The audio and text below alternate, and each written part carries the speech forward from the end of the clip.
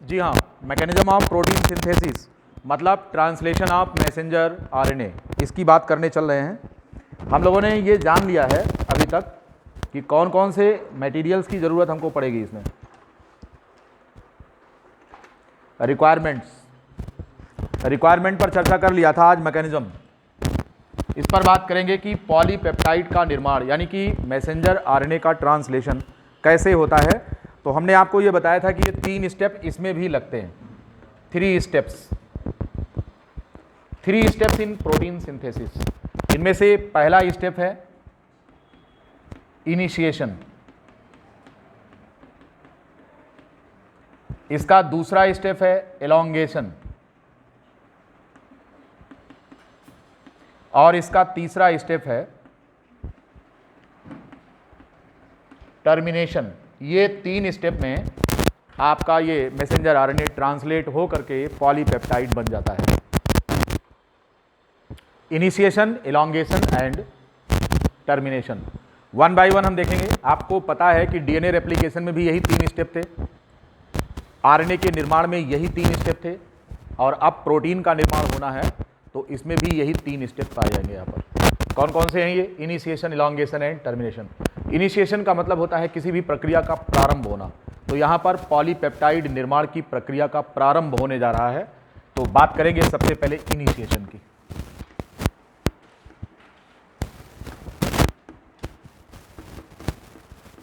इसमें पहला स्टेप ये होता है कि जो एमिनो एसिड मोनोमर्स हैं जिनको कि पॉलीपेप्टाइड चेन का निर्माण करना है, तो सबसे पहले हम इन्हें एक्टिवेट करते हैं, सक्रिय करते हैं। कैसे होता है? तो इनिशिएशन में सबसे पहला स्टेप जो होता है वो होता है activation of the amino acid monomers.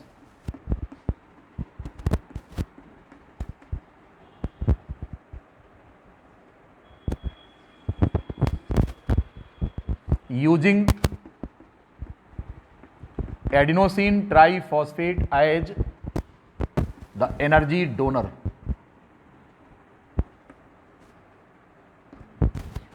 Adenosine triphosphate molecule का यूज करके हम यहां पर एमिनो एसिड मोनोमर को एक्टिवेट कर देंगे, इसको चार्ज कर देंगे। ये फुल मोड में आ जाएगा एक्शन में।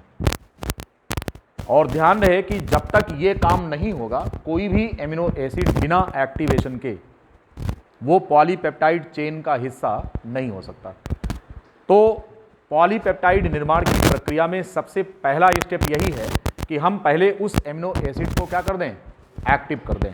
इस एक्टिवेशन में एक एडिनोसिन ट्राइफॉस्फेट का यूज होगा, परंतु स्प्लिटिंग इस प्रकार होती है कि एटीपी का कंजम्पशन डबल एटीपी के बराबर माना जाएगा।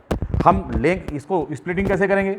एडिनोसिन ट्राइफॉस्फेट यहां पर इस तरीके से टूटेगा, एडिनोसिन मोनोफॉस्फेट हो जाएगा और इसके दोनों फॉस्फेट बॉन्ड जो हैं वो एक साथ ब्रेक करेंगे। इसलिए हमने यहां पर एटीपी लिया तो एक है, लेकिन इक्वल्स टू कितना माना जाएगा? ये कंजम्पशन 2 एडिनोसिन ट्राइफॉस्फेट के बराबर माना जाएगा। ये बहुत इंपॉर्टेंट बात है, इसको नोट करना है। सबसे पहली बात कि किसी भी पॉलीपेप्टाइड में कोई भी एमिनो एसिड जब तक इसका एक्टिवेशन नहीं होगा वो उस पॉलीपेप्टाइड का हिस्सा नहीं हो सकता, पहली चीज। और इस एक्टिवेशन के लिए हमको एडिनोसिन ट्राइफॉस्फेट की जरूरत पड़ेगी। एडिनोसिन ट्राइफॉस्फेट यहां पर स्प्लिट करेगा और स्प्लिट करने का जो तरीका है वो आपको दिखाया गया है यहां पर कि एडिनोसिन मोनोफॉस्फेट होगा और 2 फॉस्फेट बॉन्ड इसके एक साथ अलग हो जाएंगे। इस प्रकार से हम लेते तो एक एडिनोसिन ट्राइफॉस्फेट है, परंतु कंजम्पशन 2 के बराबर माना जाता है। इतनी बात समझ गए? कल भी मैंने आपको बताया था कि सिंपली अगर हम यह बात करें कि किसी भी पॉलीपेप्टाइड में अगर 10 एमिनो एसिड जुड़ना है तो एटीपी का टोटल कंजम्पशन कितना होगा? 20 माना जाएगा। काम कहां है? एटीपी का केवल यूज है एमिनो एसिड को एक्टिवेट करने में, बाकी और कहीं यूज नहीं है। ध्यान रखना, आगे जहां पर भी एनर्जी की जरूरत पड़ेगी वो कौन देगा? वो ग्वानोसिन ट्राइफॉस्फेट देगा।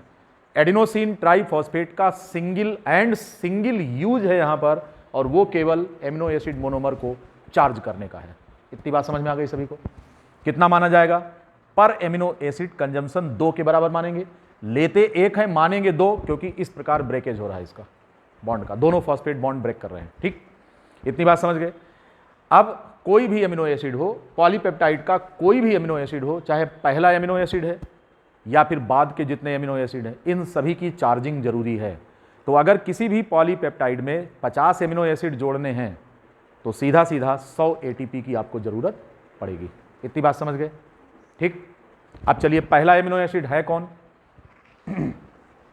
यहां पर पहला जो एमिनो एसिड है वो कौन है, इनिशिएशन कोडान AUG के द्वारा कोड किया गया, वो कौन है, वो मेथियोनिन है, पहला एमिनो एसिड। प्रोकैरियोटिक सेल में फॉर्मुलेशन होता है मेथियोनिन का, तब वो एडिशन होता है उसका, और यूकैरियोट में मेथियोनिन का एडिशन डायरेक्ट होता है। तो यहां पर समझिए, इन प्रोकैरियोटिक सेल, कहां पर, प्रोकैरियोटिक सेल के अंदर, prokaryotic cells, the first amino acid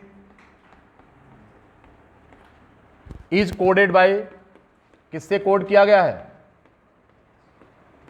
the initiation codon कौन है, मैसेंजर आरएनए का पहला कोडान, ये कौन है, ये है AUG, ये पहला कोडान है और इससे मेथियोनिन को कोड किया जाता है। एमिनो एसिड कौन होता है, ये होता है मेथियोनिन, दिस वन। हम आगे से इसे शॉर्ट में लिखेंगे MET, MET। ध्यान रहे कि ये जो मेथियोनिन है, before its addition to polypeptide chain, this gets formulated, और ये इसका फॉर्मुलेशन हो जाता है। The formyl group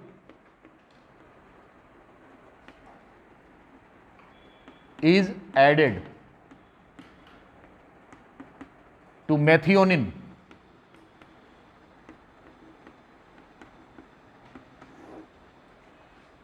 to convert it, किस फॉर्म में आ जाएगा, to formal methionine.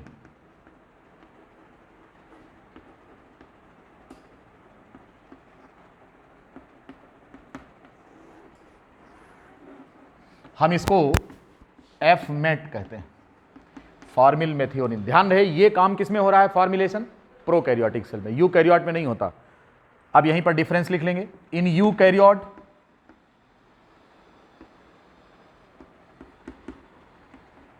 The methionine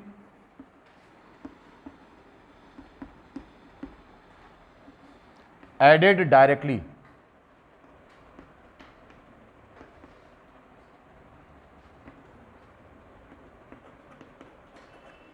without formulation।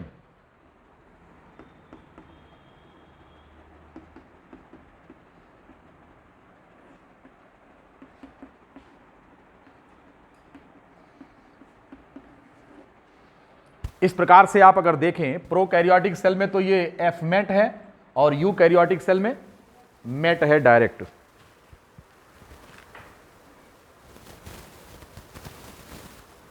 In prokaryotic cell it is FMET and in eukaryotic cell it is MET, formal methionine and methionine. ऐसे हो गया, लिख लिया।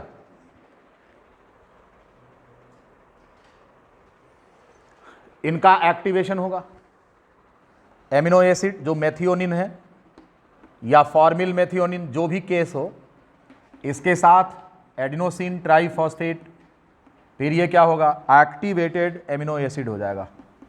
Activated कौन हो जाएगा, FMET और MET।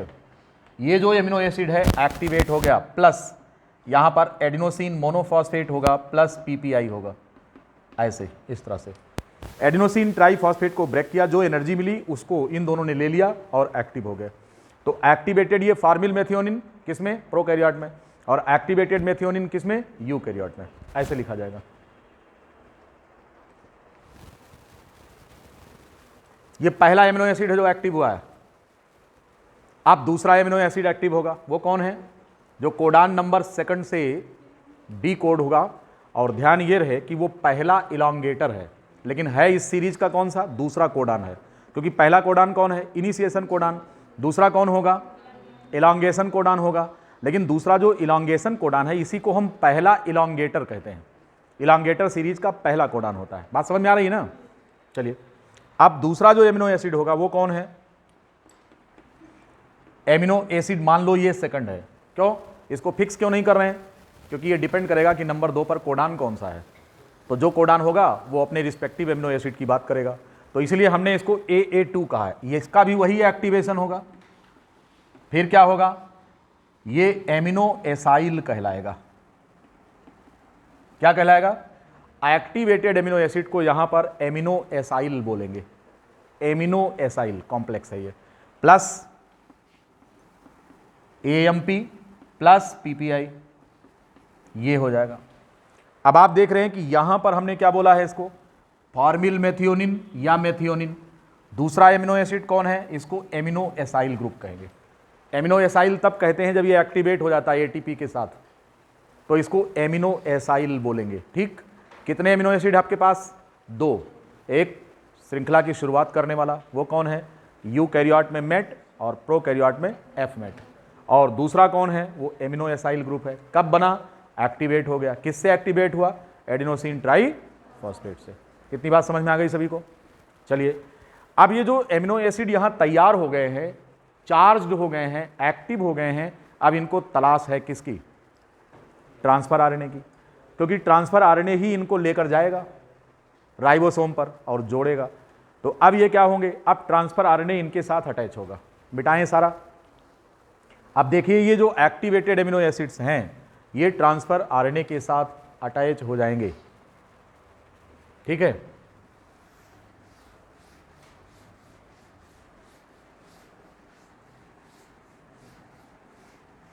बॉटनी था या जूलॉजी था आपका, बॉटनी है, तो आज तो अभी लंबा गैप हुआ होगा ना, और बीच में कुछ पढ़ाई लिखाई कंटिन्यू रखा था कि नहीं, समझ में आ रहा है। अच्छा, चलिए बात करेंगे बाद में। अब आप क्या करेंगे, एक्टिवेटेड एमिनो एसिड है, मान लो कि ये आपका एफ मेट है, सपोज दैट, तो ये पहला ट्रांसफर आरएनए आएगा। कौन सा आएगा, ये पहला ट्रांसफर आरएनए आएगा।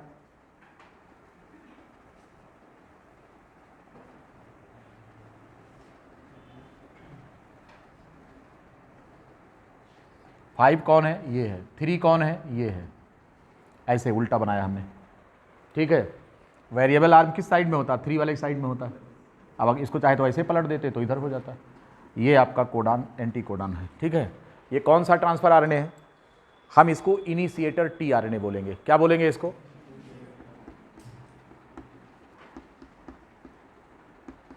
हम इसे बोलेंगे इनिशिएटर tRNA, इसको बोलेंगे।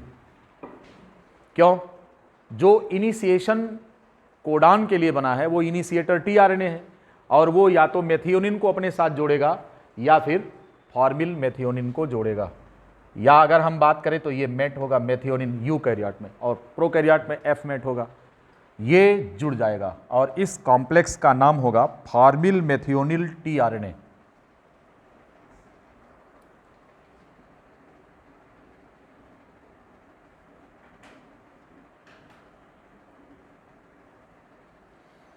यहां पर जुड़ जाएगा एफ मेट। यह जो लिंकेज यहां पर होता है, इस लिंकेज को हम एस्टर लिंकेज कहते हैं। यहां पर एस्टर लिंकेज होगा। ये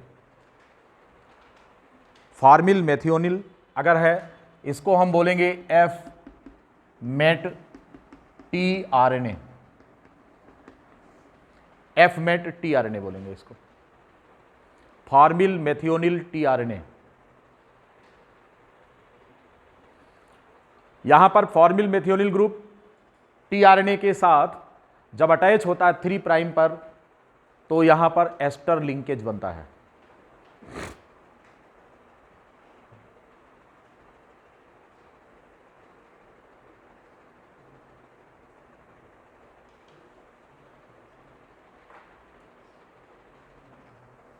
इस समय पहला एमिनो एसिड ट्रांसफर आरएनए की सवारी कर रहा है और इस आरएनए को हम इनिशिएटर टीआरएनए बोलेंगे। इस आरएनए को इनिशिएटर टीआरएनए बोलेंगे।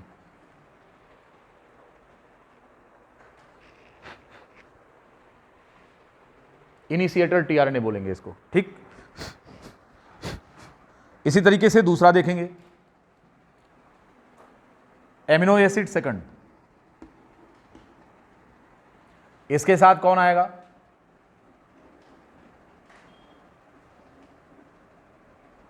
प्रत्येक एमिनो एसिड के लिए स्पेसिफिक टीआरएनए होता है, मालूम है ना? हाँ, क्योंकि कोडान के लिए एंटी कोडान स्पेसिफिक होता है, तो ये उसी के लिए बना ही है। इस ट्रांसफर आरएनए को हम बोलेंगे इलोंगेटर टीआरएनए।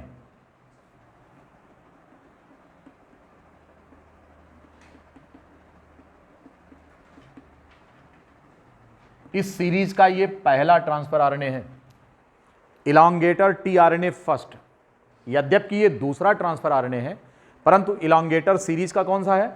ये पहला टीआरएनए है, क्योंकि दूसरे एमिनो एसिड को लेकर आ रहा है जो कि पहला इलोंगेटर एमिनो एसिड होता है।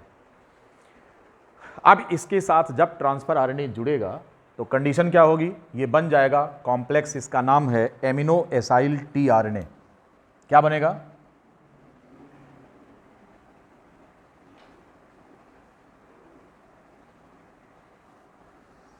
इसके साथ ये एमिनो एसिड सेकंड जुड़ जाएगा।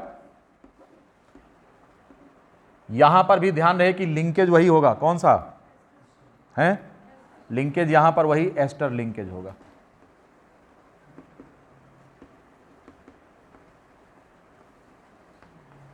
लेकिन हम इस कॉम्प्लेक्स को बोलेंगे एमिनो एसाइल टीआरएनए कॉम्प्लेक्स बोलेंगे इसको। इस कंपाउंड को क्या कहेंगे? Amino acyl tRNA. यहां पर एक एंजाइम लगता है, इस एंजाइम का नाम है एमिनो एसाइल टीआरएनए सिंथेज। क्या बोलेंगे इसको? Amino acyl tRNA synthase enzyme होता है। ये है,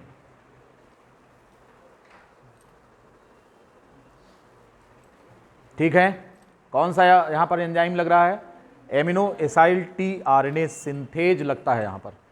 और ये इस एमिनो एसिड को यहां पर इसके 3 प्राइम एंड पर अटैचमेंट किधर होता है? हाँ, 5 पर नहीं होता, 3 प्राइम पर होता है। किसी भी एमिनो एसिड का अटैचमेंट 3 पॉइंट पर होता है, प्राइम पर, ट्रांसफर आरएनए के।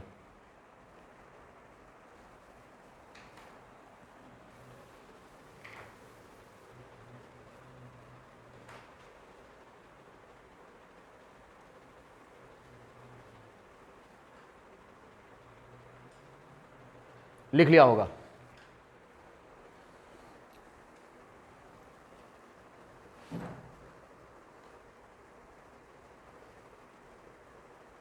इससे आगे अब निकल रहे हैं। अभी तक हमारे हाथ में क्या क्या है? हैं? हमारे हाथ में एक तो ये है, दूसरा कौन है?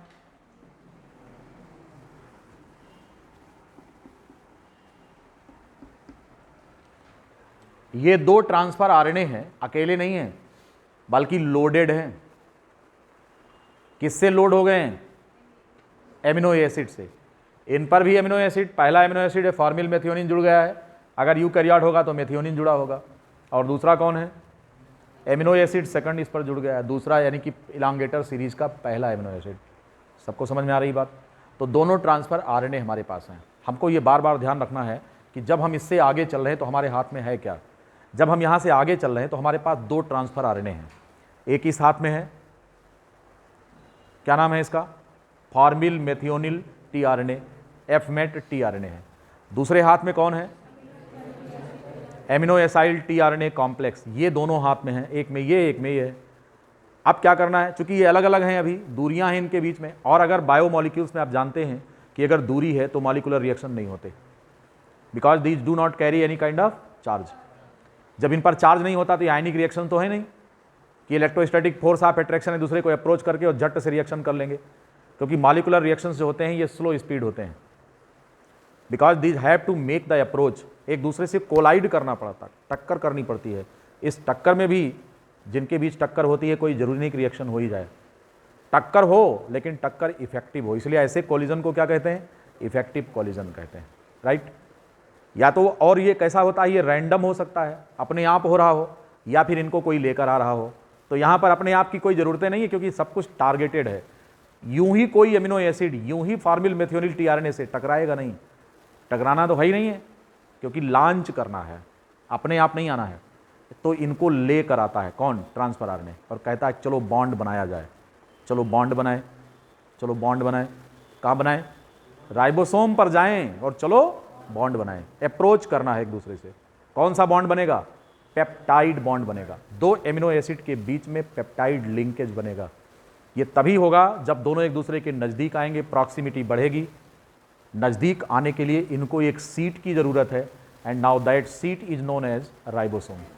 इन case of prokaryote you know there is no endoplasmic reticulum. आपको पता है कि प्रोकैरियोटिक सेल्स में एंडोप्लाज्मिक रेटिकुलम नहीं पाया जाता है, इसलिए राइबोसोम होगा कहाँ पर, फ्री स्टेट में साइटोप्लाज्म में, इधर उधर बिखरा होगा, लुकिंग लंदन होगा, टाकिंग टोक्यो होगा, इधर उधर।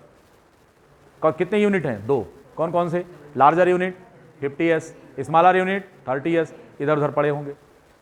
अब जरूरत इस बात की है कि अगर इन दोनों ट्रांसफर आरएनए की मुलाकात एक दूसरे से होनी है, हाथ मिलाना चाहते हैं, तो सीट पर तो बैठे हैं, और सीट अभी टूटी है तो पहले सीट रिपेयर करो। और सीट है कौन, ट्रांसफर आरएनए, वो कर दोनों खंड, दोनों पैर अलग अलग पड़ा है, तो पहले उनको जोड़ो।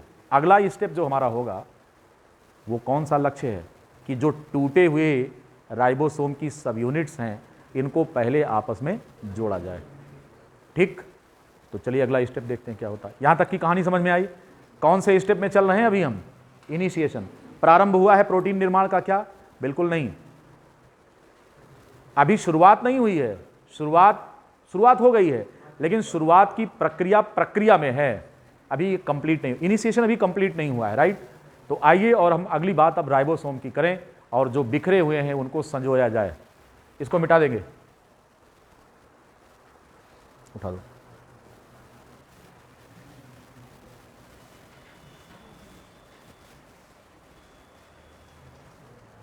राइबोसोम साइटोप्लाज्म में बिखरे हुए पड़े हैं, किसकी बात कर रहा हूं मैं, हाँ, ज्यादा फोकस प्रोकैरियोट पर कर रहे हैं हम, सवाल इन्हीं पर बनेगा। ये दोनों यूनिट, बोथ दी सब यूनिट्स ऑफ राइबोसोम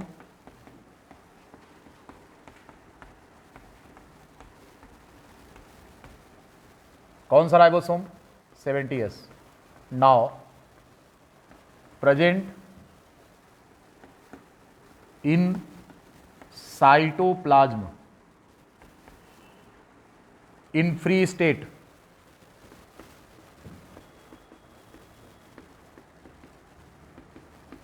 अलग अलग अवस्था में पड़े हैं, before peptide bond formation, before peptide bond formation,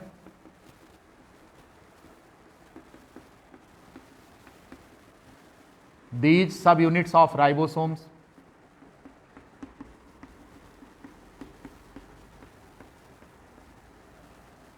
have to be united.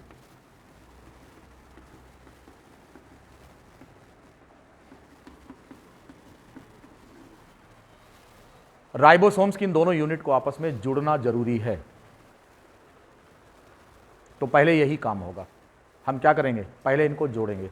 जोड़ने की जो प्रक्रिया है थोड़ा कॉम्प्लेक्स है, कैसे जोड़ेंगे, ये प्रक्रिया कॉम्प्लेक्स है। आइए और जानते हैं कि ये जुड़ेंगे कैसे, क्योंकि एंडोप्लाज्मिक रेटिकुलम है नहीं और बैक्टीरिया में साइटोप्लाज्म में दोनों यूनिट एक दूसरे से अलग अलग हैं, और इनिशिएशन होने के लिए दोनों यूनिट को आपस में जुड़ना जरूरी है। तो सबसे पहले हम छोटी यूनिट को तलाशेंगे, और इसकी छोटी यूनिट है कौन, दैट इज 30s।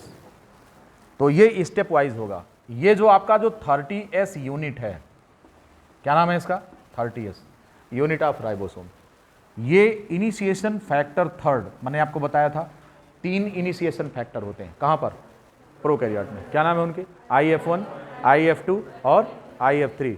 तो इसमें से IF3 इसके साथ जुड़ेगा। बायोमोलिक्यूल्स में जब दो कंपोनेंट आपस में जुड़ते हैं उनको कॉम्प्लेक्स कहा जाता है। ये बायोमोलिक्यूल नहीं होते क्योंकि परमानेंट इनके बीच में कोई बॉन्डिंग नहीं होती, ये थोड़े समय का एसोसिएशन होता है, इसलिए इनको हम बायोमोलिक्यूल ना कह करके कॉम्प्लेक्स कहते हैं। और ये एक प्रकार का बाइनरी कॉम्प्लेक्स बना लेगा। IF3 30S, हम इसे बोलेंगे क्या? इसको बोलेंगे IF3 30S बाइनरी कॉम्प्लेक्स बोलेंगे इसको।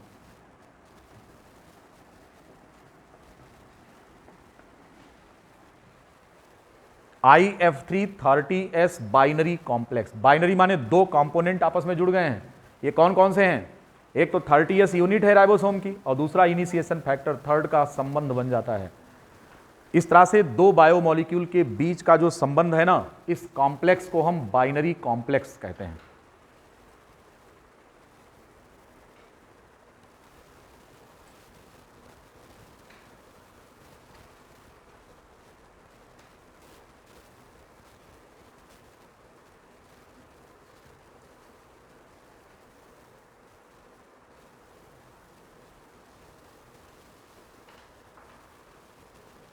लिख लिया सभी ने?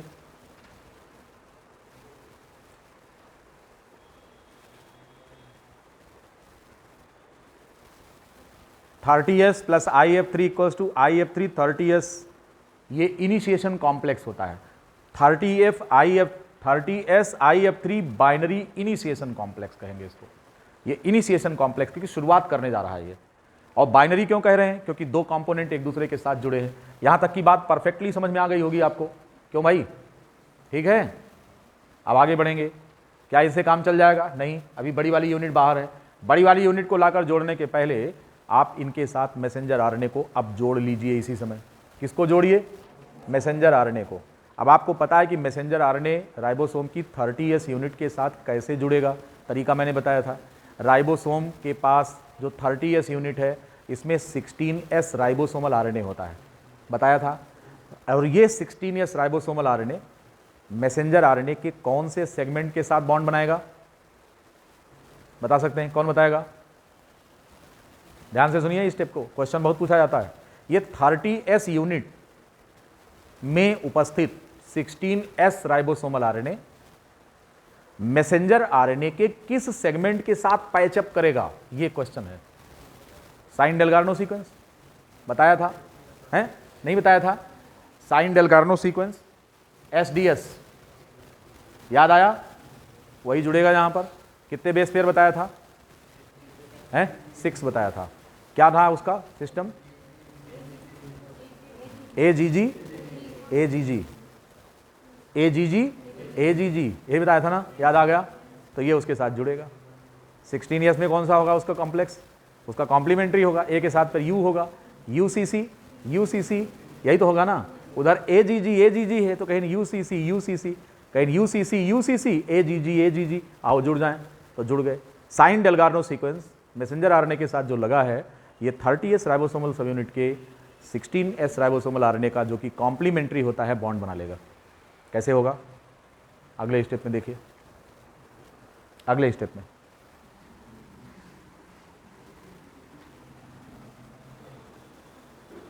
ये कौन है? हम यहां जो मैसेंजर आरएनए ले रहे हैं इसमें केवल 5 कोडान दिखा रहे हैं, ठीक है? क्योंकि बहुत बड़ा बना देंगे तो डायग्राम बड़ा हो जाएगा, इसलिए 5 दिखा रहे हैं। इसमें पहला कोडान कौन है? AUG। दूसरा कोडान सेकंड माना जाएगा, तीसरा कोडान थर्ड माना जाएगा, फिर ये कौन है? फोर्थ कोडान, और ये कौन है? TC है, टर्मिनेशन कोडान। यहाँ क्या लिखा है? 3'। इधर कौन है? 5'। इसके साथ कौन है? SDS। समझ में आई बात? ये SDS यहां पर कॉम्प्लेक्स बनाएगा इसके साथ। दोनों को आप जोड़िए। जब इसे आप जोड़ेंगे तो कैसे जुड़ेगा ये?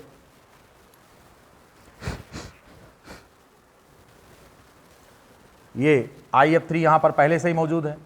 ये कैसा कॉम्प्लेक्स है? अब किस कॉम्प्लेक्स में चेंज हो जाएगा?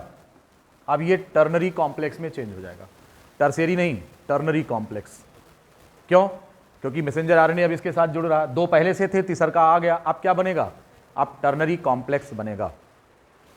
कैसे होगा? डायग्राम से हम आपको दिखा रहे हैं।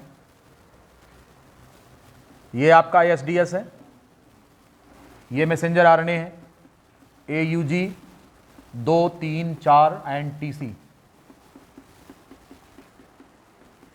ये है आपका एसडीएस। यहां पर किसके साथ पैचअप करेगा? 16S के साथ, राइबोसोमल आरएनए। ये कौन है? इसका नाम क्या है? IF3 30S, और इसके साथ कौन लग गया? mRNA। अब इस कॉम्प्लेक्स का नाम क्या हो जाएगा? IF3 30S mRNA ternary complex. क्या बोलेंगे इसको? पूरा नाम इसका क्या है? ऊपर लिख दे रहा हूं, क्या बोलेंगे? IF3 30S mRNA ternary complex बोलेंगे इसको। क्या बोलेंगे? आपके सामने लिखा है। ये जो कॉम्प्लेक्स यहां पर बन गया है ना, आप देख रहे हैं कि एसडीएस किसके साथ यूनाइट हुआ? 16S के साथ, और ये दोनों का पैचअप हो गया, क्योंकि कॉम्प्लीमेंटेशन यहां पर होता है।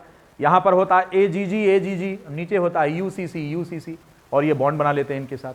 अब मैसेंजर आरएनए सेटल कर गया है आपके 30S राइबोसोमल यूनिट पर, और 3 कॉम्प्लेक्स हैं यहां पर, 3 कंपोनेंट का कॉम्प्लेक्स है। एक है IF3, दूसरा है 30S राइबोसोमल यूनिट, और तीसरा कौन है? Messenger RNA. इस प्रकार से इस कॉम्प्लेक्स को अब हम नाम दे रहे हैं क्या? इसको हम कह रहे हैं IF3 30S mRNA ternary complex.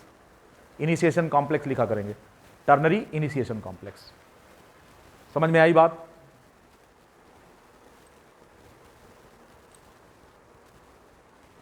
यहां तक अगर कोई दिक्कत हो तो बताइए।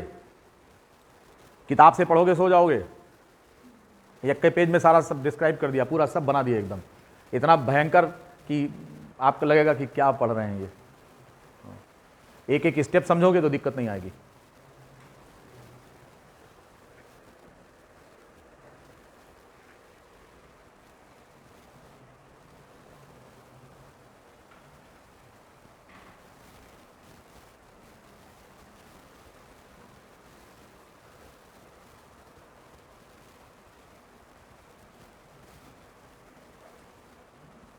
ठीक है,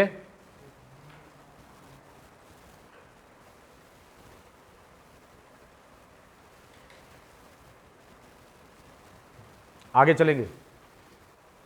क्या ये कंप्लीट राइबोसोमल मशीनरी है? जी नहीं। क्यों? इसकी बड़ी यूनिट गायब है अभी। अब उसको लाया जाएगा प्यार के साथ।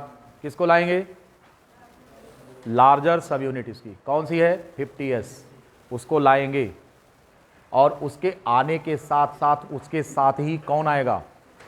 उसके साथ ही आएगा आपका फॉर्मिल मेथियोनिल tRNA, उसी लार्जर यूनिट के साथ आएगा। ठीक, कौन आएगा? फॉर्मिल मेथियोनिल tRNA आएगा लार्जर यूनिट के साथ। और फैक्टर जो है यहां पर अगर हम देखें तो पहले आप देखिए इसको, इसके आगे का स्टेप। अगला स्टेप क्या है? मिटा दे रहे हैं ऊपर का सब।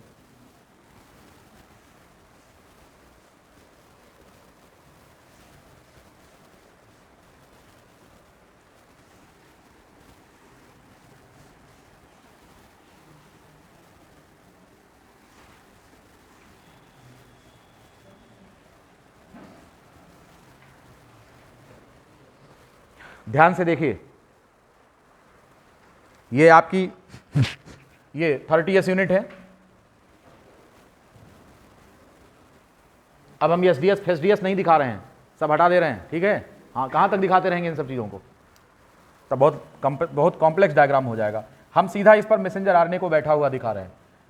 इसका पहला कोडान ये 5 प्राइम है, और ये है 3 प्राइम।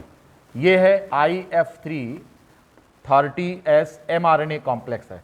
ये AUG है, ये दूसरा कोडान, ये तीसरा कोडान, ये चौथा कोडान, और ये टर्मिनेशन कोडान। ठीक है, ये वो कॉम्प्लेक्स है। अब इसके साथ कौन आएगा? बड़ी यूनिट आएगी। इस बड़ी यूनिट में कितनी साइट है? P साइट, दूसरी साइट A साइट, और कौन? E साइट है। ये 3 साइट होते हैं लार्जर यूनिट में। ठीक, राइबोसोम की इस बड़ी यूनिट को लाकर बैठाना है। ठीक, इसके साथ कौन आएगा? जुगाड़ में कौन है? क्या लेकर बैठा है? इसके साथ कौन जुड़ा है? ये है, ठीक है। ये भी आएंगे, इनके साथ यहां आकर जुड़ेंगे। इनको साथ में लेकर आने का कौन काम करेगा? मैग्नीशियम। कौन आएगा? मैग्नीशियम। और कौन आएगा? IF1। और कौन आएगा? IF2 आएंगे। और कौन होगा? इनकी मदद कौन करेगा? इतने सारे आइटम को लाकर यहां बैठाना, एनर्जी लगेगी नहीं लगेगी? कौन देगा? Guanosine triphosphate. कौन देगा? हाँ, ग्वानोसिन ट्राइफॉस्फेट लगेगा यहां पर, ठीक है। लेके आओ, प्लस ग्वानोसिन ट्राइफॉस्फेट, एनर्जी देने वाला। क्या हो जाएगा इससे? अब यहां पर कंप्लीट राइबोसोमल मशीनरी बन जाएगी। अब देखें, छोटी यूनिट इसकी ये है, इस पर बैठा राइबोसोम ये है,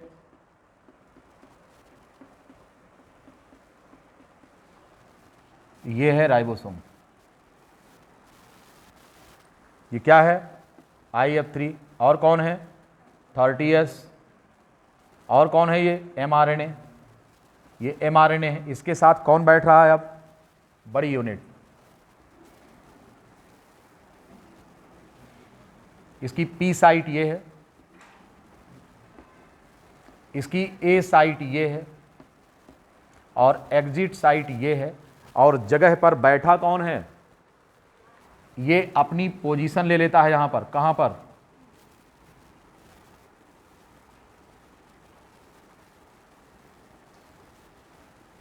कौन है इसके साथ? इसके साथ कौन बैठ गया? FMET। इसका एंटी कोडान किसके साथ सेट हो गया है? इनिशिएशन कोडान के साथ इसका एंटी, क्योंकि ये कौन है? ये इनिशिएटर tRNA था। क्या नाम है इसका? इनिशिएटर tRNA है। ये क्या लेके आ रहा है? पहला एमिनो एसिड। कहां पर जुड़ेगा? P साइट पर अपनी पोजीशन ले लेता है। एंट्री किधर से हो रही थी? हैं? एंट्री इस रास्ते होगी, इसकी एंट्री इस रास्ते होगी। दोनों के बीच में कौन संचित हो जाएगा? मैग्नीशियम। कब तक मैग्नीशियम साथ देगा? जब तक दोनों यूनिट एक दूसरे से जुड़े हैं। ये दोनों यूनिट कब तक जुड़े हैं? जब तक पॉलीपेप्टाइड का निर्माण ना हो जाए। तो पॉलीपेप्टाइड के निर्माण की प्रक्रिया कंप्लीट होने तक मैग्नीशियम आयन इन दोनों को होल्ड पर रखता है। बात समझ में आई? IF1 और IF2 आए थे यहां पर, समझ में आया? IF1 और IF2 यहां पर साथ में आए थे, और जैसे ये दोनों जुड़ेंगे वो तीनों निकल जाएंगे यहां से। अब यहां से तीनों निकल जाएंगे। कौन कौन है? यहां से अब IF1, IF2 और IF3, ये तीनों निकलकर बाहर चले जाएंगे, क्योंकि इनका काम खत्म हो गया। IF1, IF2 इन्हें लेकर आता है। रोल क्या है यहां पर? IF1 जो होता है और IF2 अगर हम देखें तो इसको गाइड करते हैं। किसे? ट्रांसफर आरएनए को। कैसे? क्योंकि एंट्री तो इधर से है, लेकिन इसको राइट पोजीशन कौन देते हैं? IF1 और IF2 देते हैं। वो कैसे? कहते हैं भैया आपकी सीट ये नहीं है, आपकी सीट कौन सी है? हाँ, रास्ता थोड़ा रोक लोगे। क्यों? अरे तू यहां अगर बैठ गए हो तो बाकी एमिनो एसिड किधर से आएंगे? तुमने तो रास्ता बंद कर दिया है। तो इसीलिए IF1 और IF2 इस साइट को ब्लॉक करते हैं। किसको? किसको? ए साइट को ब्लॉक कर देते हैं। कहते हैं नो, ये सीट रिजर्व है। किसके लिए? आने वाले नए मेहमानों के लिए। जैसे आप किसी रेस्टोरेंट में जाते हैं और वहां पर कुछ कुर्सियां पहले से रिजर्व, उस पर लिखा रहता है, एक जो है टोकन टाइप वहां लगा देते हैं या स्टिकर लगा देते हैं कि रिजर्व है ये। तो उसी प्रकार से ये रिजर्व है। इसकी रिजर्व होने की व्यवस्था कौन करते हैं? IF1 और IF2। कहते हैं नहीं साहब, आप यहां नहीं जुड़ सकते। राइट पोजिशनिंग के लिए जिम्मेदार हैं ये। यहां से लेकर आएंगे और P साइड पर बैठाएंगे। ठीक उसी प्रकार से जैसे कि आप सिनेमा हॉल में आपने टिकट बुक करा लिया है और पिक्चर शुरू हो गई, थोड़ा लेट आप पहुंचे हैं, तो आपको टार्च दिखाकर बैठाता है ना अंदर। अब आप पता लगा दूसरे सीट पर बैठ जाओगे क्या? नहीं, कह नहीं भैया ये आपकी नहीं है, ये आपकी इधर वाली सीट है, यहाँ बैठिए। तो बिल्कुल उसी प्रकार से now the same role IF1 and IF2 going to play. और ये इनको राइट पोजिशनिंग करते हैं, इनको सही जगह दिखाते हैं कि आपको बैठने की वास्तविक जगह ये है, सही जगह बैठो।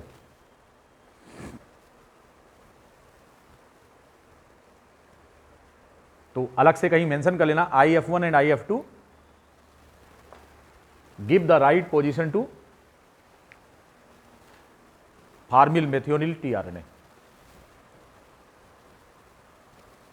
and make a site reserved for next coming amino acids. इस समय आपके सामने जो स्ट्रक्चर दिख रहा है ना, यही है complete ribosomal machinery. Guanosine triphosphate यहां पर स्प्लिट करके एनर्जी दे देगा, ग्वानोसिन डाइफॉस्फेट और इनऑर्गेनिक फॉस्फेट के रूप में ब्रेक करेगा। ठीक है, मैग्नीशियम नहीं निकलेगा, लेकिन guanosine diphosphate plus inorganic phosphate ये वापस आए, क्योंकि इसकी स्प्लिटिंग हो गई है। इस प्रकार से आपके पास अब कंप्लीट राइबोसोमल मशीनरी यहां पर मौजूद है।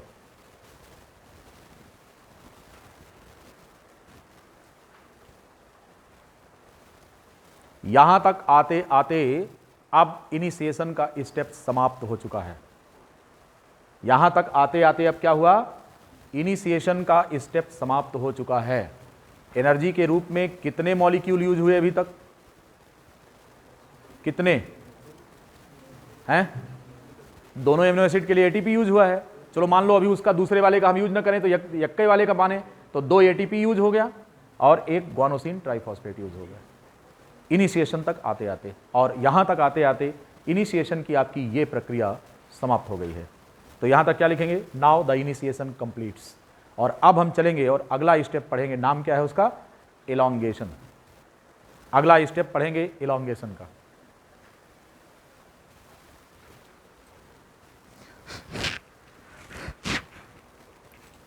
अगला स्टेप पढ़ेंगे इलॉन्गेशन।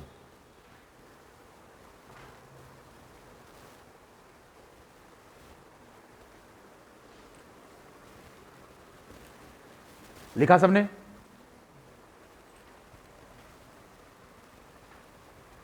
यहां पर हम लिख लेंगे कंप्लीट राइबोसोमल मशीनरी।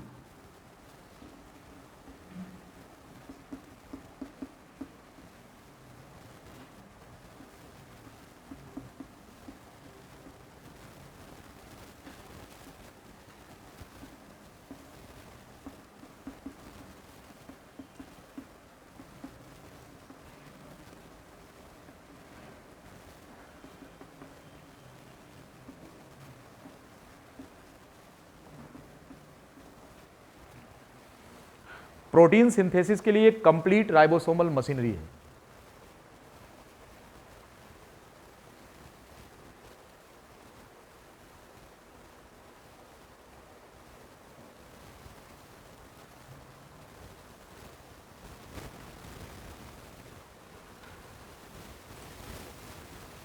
अब ये मिटा देंगे सारा। कंप्लीट कर लिया, जल्दी बताइए।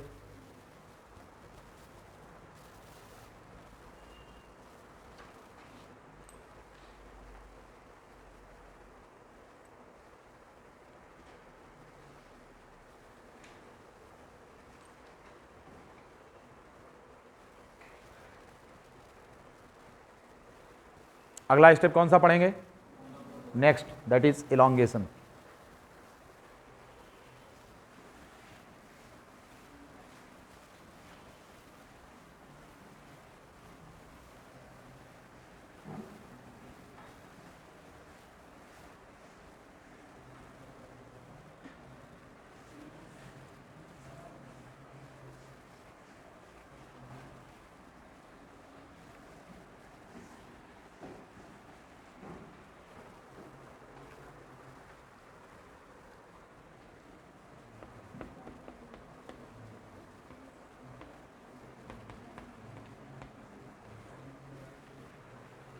शुरुआत हो चुकी है, अब क्या होना है, विस्तार।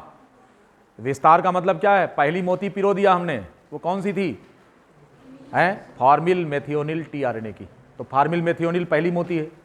दूसरा एमिनो एसिड AA2 आना है, कौन लेकर आएगा, इलॉन्गेटर tRNA प्रथम। इलॉन्गेटर सीरीज का कौन सा tRNA आएगा, पहला tRNA आएगा। किसको लेकर आएगा, दूसरे एमिनो एसिड को लेकर आएगा। ये कौन हो सकता है, it is not fixed, it is according to the type of codon present at 2nd position in messenger RNA। ये इस पर डिपेंड करेगा कि कौन सा एमिनो एसिड आएगा। इसलिए हमने उस एमिनो एसिड के बारे में फिक्स नहीं किया पहले से, इसलिए AA2 लिख रहे हैं। इलॉन्गेशन का मतलब ये होता है कि पहली मोती के साथ दूसरे मोती को जोड़ दिया जाए। और दोनों मोतियां जब एक दूसरे से जुड़ेंगी तो बीच में एक बॉन्ड बनेगा और नाम है उसका पेप्टाइड बॉन्ड फॉर्मेशन। ठीक, यही है विस्तार। पहला एमिनो एसिड हो गया है। विस्तार का मतलब आप एक एक मोती जोड़ते जाओ और चेन बढ़ती जाएगी। इलांगेशन कितने चक्र में पूरा होगा? जितने इलांगेटर कोडान होंगे। इनिशिएशन कितने चक्र में? एक राउंड में पूरा हो जाता है। क्यों? क्योंकि इनिशिएशन कोडान तो यक्का ही होता है ना, लेकिन इलांगेशन कोडान कितने हैं? अब मान लो कि अगर किसी भी मैसेंजर आरएनए में 100 कोडान हैं तो उनमें से एक इनिशिएशन कोडान हो गया और एक टर्मिनेशन कोडान, बाकी जो 98 होंगे वो कौन है? 98 इलांगेटर होंगे। तो इलांगेशन कितने स्टेप चलेगा? 98 राउंड इलांगेशन चलेगा। ध्यान रखिए, अगर किसी भी, जैसे मान लो कि ग्लोबिन चेन बन रही है, अल्फा चेन, हीमोग्लोबिन की ग्लोबिन चेन अल्फा चेन बन रही है। अब अल्फा चेन में कितने एमिनो एसिड है? 141 एमिनो एसिड है। तो 141 एमिनो एसिड्स के लिए एक राउंड इनिशिएशन चलेगा, एक राउंड टर्मिनेशन चलेगा, तो 139 राउंड क्या चलेगा? यस। ऐसे सवाल हम बना दें तो आप क्या करोगे? कहीं गुरुजी कहीं से सवाल पूछ लियो, हम कह देंगे कि suppose that you are going to construct alpha globin chain of haemoglobin, how many round you will run elongation process? तो आप क्या बताएंगे? 139 राउंड। क्यों? क्योंकि एक राउंड इनिशिएशन हो गया और एक टर्मिनेशन कोडान का कोई रोल ही नहीं है, तो 139 राउंड, क्योंकि इलांगेटर कोडान 139 टाइम्स होंगे। ठीक, तो यही चीज़ यहाँ पर आपको ध्यान रखना है। क्योंकि इस समय जो मैसेंजर आरएनए हमने चुना है उसमें कितने कोडान हैं? 5, एक टर्मिनेशन एक इनिशिएशन, तो इलांगेटर का राउंड चलेगा? तुम बताओ कन्या। पहले तो स्ट्रेट बैठो। हाँ, हमने अभी सवाल पूछा कि जो मैसेंजर आरएनए लिया है उसमें कितने एमिनो एसिड हैं, कितने कोडान है? 5। 5 हैं, 20 कहाँ हैं? हवा में मत रहो, हैं? तो कितने एमिनो एसिड जुड़ेंगे अगर 5 कोडान है तो?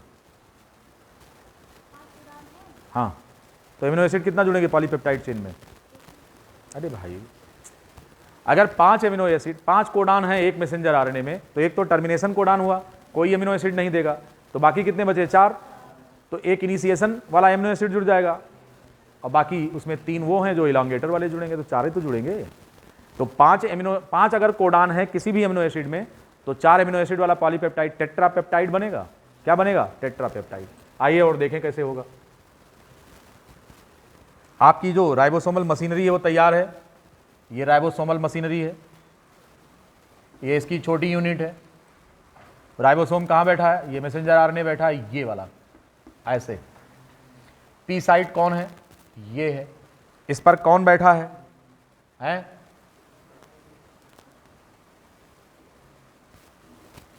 इसके साथ कौन आया है? एफमेट आया, ये है, ऐसे। सही है ना? यही तो यूं था। बीच में कौन था? यहां पर कौन था? अब तो निकल गया IF3 30S कॉम्प्लेक्स, भाग गया, गया, काम खत्म उसका। अब ये है आपके सामने साइट। अब यहां पर देखो, कोडान पूरा बना लो।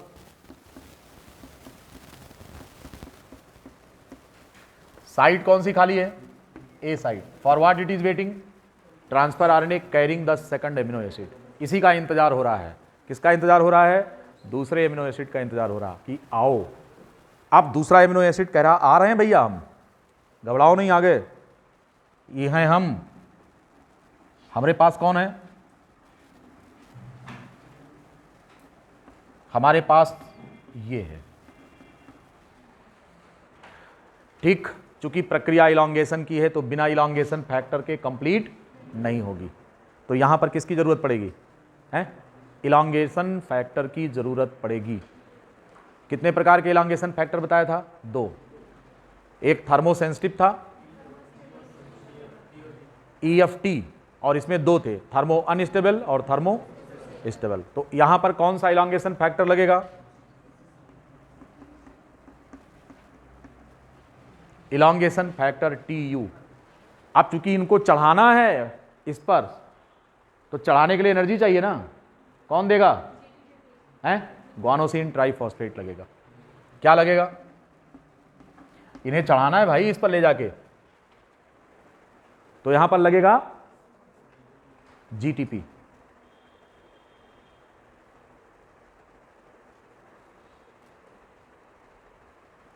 Elongation factor TU plus GTP plus amino acyl tRNA complex.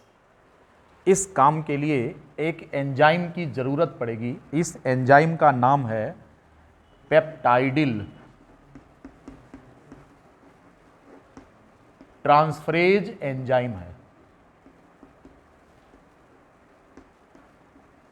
ध्यान रहे कि ये जो पेप्टाइडिल ट्रांसफरेज एंजाइम है, दरअसल में ये राइबोजाइम है। क्या है ये कोई प्रोटीनेशियस एंजाइम नहीं है, आरएनए एक्टिंग एज एंजाइम है। यहां पर आरएनए एक एंजाइम की तरह काम कर रहा है। तो ये जो पेप्टाइडिल ट्रांसफरेज है, पहले इतना लिख लो पूरा।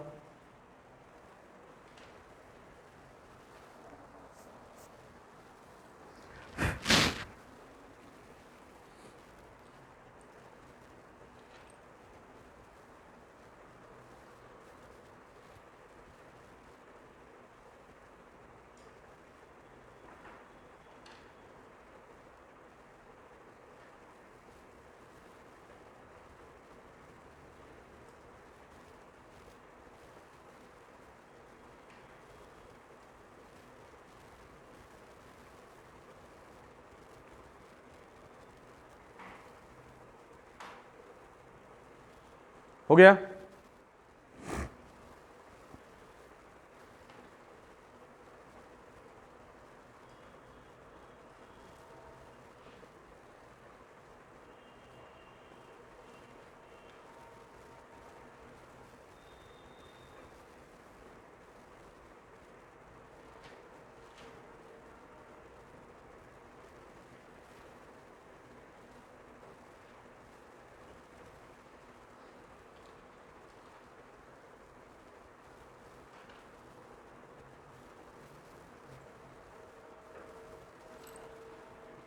देख लिया इसे इतना?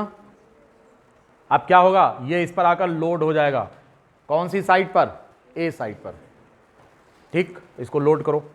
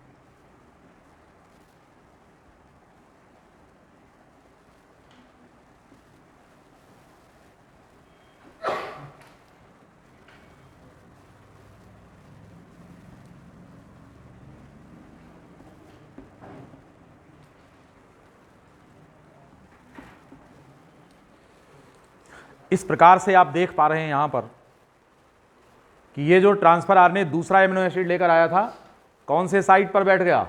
ए साइट पर। अब इसकी दोनों साइटें भर गई हैं, पी और ए साइट दोनों भर गई है।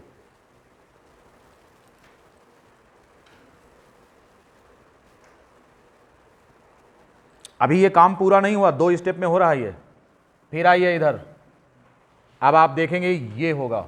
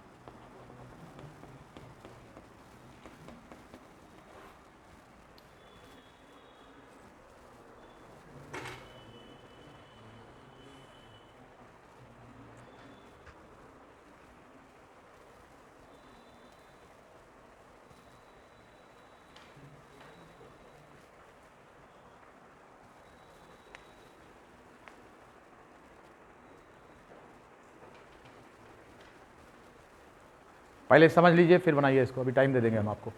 यहां देखिए ये दोनों ट्रांसफर आरएनए अपने अपने रिस्पेक्टिव एमिनो एसिड के साथ अपनी अपनी साइट पर सवार हो चुके हैं।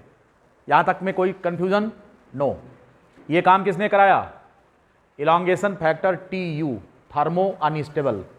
और रिटर्न किस रूप में हो रहा? तो यहां लिख लेंगे EFTS, TU के रूप में प्रवेश कर रहा। निकला कैसे? TS के फॉर्म में। थर्मो अनस्टेबल जाता है और थर्मो स्टेबल होकर वापस आता है। इतनी बात समझ गए? काम क्या हो गया? दोनों अपनी अपनी जगह पर सवार हो गए, एक दूसरे को बड़े आराम से देख रहे हैं और इन्हीं दोनों के बीच में दोस्ती होनी है। तो इन दोनों के बीच में नज़दीकी किसने बढ़ाया? राइबोसोम ने। कहा आओ हमारी सीट पर बैठो, तुम दोनों के बीच नज़दीकी हो जाए तो बॉन्ड बना लो। ये बात समझ में आई? अब इन दोनों के बीच में इतनी कम दूरी है कि बीच में बॉन्ड बन जाएगा। इसका कार्बोक्सिलिक ग्रुप यहां पर है और इसका NH2 ग्रुप है। NH2 का हाइड्रोजन और कार्बोक्सिलिक ग्रुप का ये इधर से OH, ये दोनों मिलकर क्या बन जाएंगे? पानी। निकल गए। एसिड और एल्कोहल, इन दोनों के बीच जब बॉन्ड बनता है तो इसको क्या कहते हैं? कौन सा लिंकेज होता है? एस्टर लिंकेज होता है, राइट। तो यहां पर एस्टर लिंकेज होगा। अब जरा देखिए, इन दोनों के बीच जब बॉन्ड बना तो इसी को पेप्टाइड बॉन्ड कहेंगे। बनता ही नहीं है, ट्रांसफर हो जाता है। बना कहां पर? P साइड पर। ट्रांसफर किधर हुआ? A साइड पर। इसीलिए एंजाइम का नाम क्या पड़ा? What role peptidyl transferase going to play? It forms the peptide linkage and transfers the peptide bond from P side to A side. इतनी बात समझ गए? तो ट्रांसफर आरएनए खाली हो गया, तो इसको बाहर का रास्ता दिखा देते हैं। किधर से? एग्जिट साइड से। अगले स्टेप में ये दिखाया है। ये देखिए, इस रास्ते ये निकल के बाहर आ गया। क्या लिखा है यहां पर? Discharged transfer RNA comes out through the exit side. और आपका ये जो पेप्टाइड बॉन्ड बना था अब कहां शिफ्ट हो गया है? A साइड पर, और ये जगह खाली हो गई। इतनी बात समझ गए? जो ट्रांसफर आरएनए डिस्चार्ज हुआ उसको किस रास्ते निकाला हमने? एग्जिट साइड से, कि जाओ तुम्हारा काम खत्म। जो ट्रांसफर आरएनए एग्जिट साइड से बाहर आ गया है, ये दगी हुई कारतूस की तरह है, can not be used again. ये रीयूज नहीं होगा, खत्म, हट गया यहां से। इतनी बात समझ में आ गई सभी को? ठीक है। तो यहां तक का जो स्टेप हमने आपको समझाया है वो दिखा दिया है, डायग्राम से समझा दिया है। अब आप इसे कंप्लीट कर सकते हैं, ठीक है। और इसके आगे की जो बात है वो हमारे अगले लेक्चर में होगा, क्योंकि लेक्चर लगभग 1 घंटे का होने जा रहा है, बड़ा वीडियो हो जाएगा, तो हम अगले में देखेंगे इसको, ठीक है। आज के लिए इतना ही।